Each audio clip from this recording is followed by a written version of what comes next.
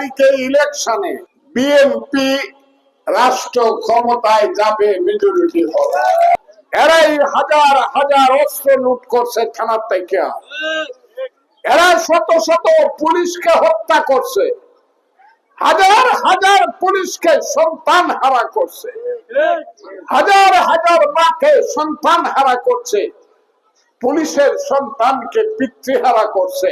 এই সব রাজাকার, আলবদর এবং জঙ্গির দল। ইলেকশনে এরা পারবে না।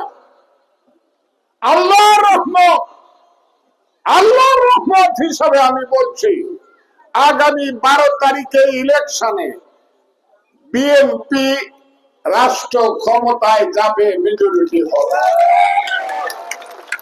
এবং আল্লাহর রহমতে তারেক রহমান হবে বাংলাদেশের প্রধানমন্ত্রী।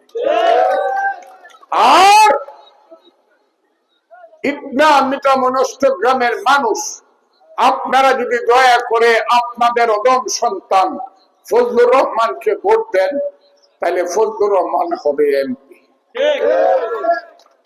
এই হবে ইলেকশনের রিজাল্ট। 240টার উপরে সিট পাবে বিএনপি, আল্লাহর রহমত।